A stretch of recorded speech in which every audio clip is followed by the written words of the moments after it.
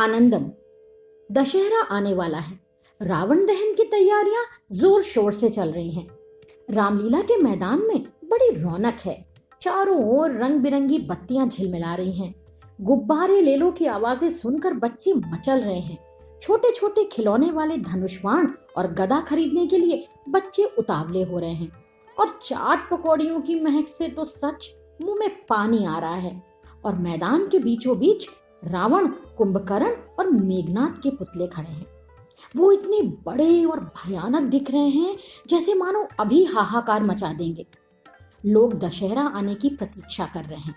रावण दहन जो होने वाला है। रात काफी हो चुकी है। धीरे धीरे लोग अपनी दुकानें समेटते दिख रहे हैं। बच्चे, बड़े, बूढ़े सभी अपने अपने घरों की ओर चल दिए। थोड़ी देर में मैदान एकदम खाली हो गया। सारी बत्तियां बुझ गईं। अब सिर्फ अंधेरा और सन्नाटा फैला है।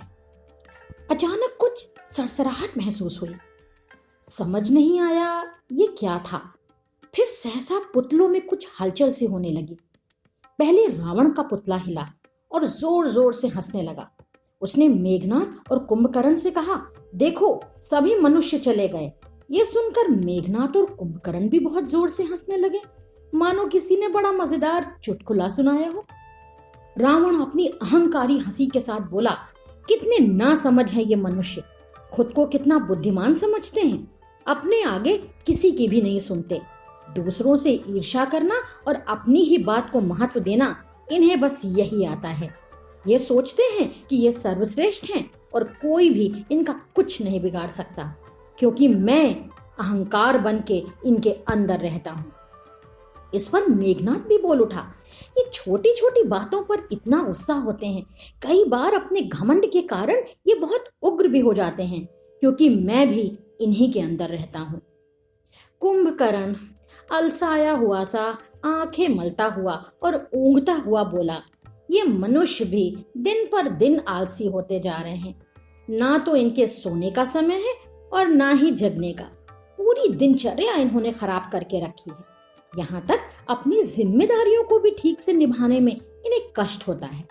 अरे इन्हें तो ये भी नहीं पता कि इनके आसपास या पड़ोस में क्या हो रहा है।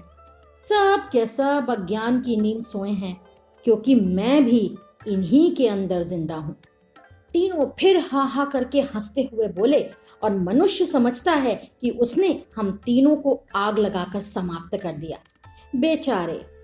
उनकी ये हंसी वातावरण में ऐसे ही गूंज रही थी मानो भयंकर तूफान आने पर काले बादल गरजते हैं।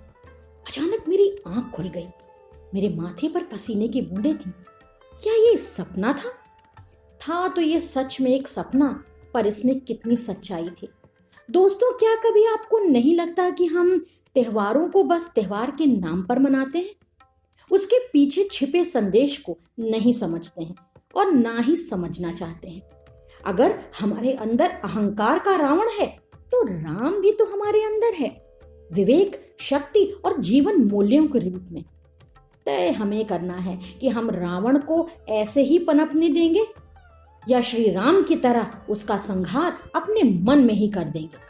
जिस दिन हमने अपने मन के अंदर के रावण पर विजय प्राप्त कर ली, उस दिन हमारा दशहरा सार्थक होगा और वही हमारी आत्मा की विजयदशमी होगी।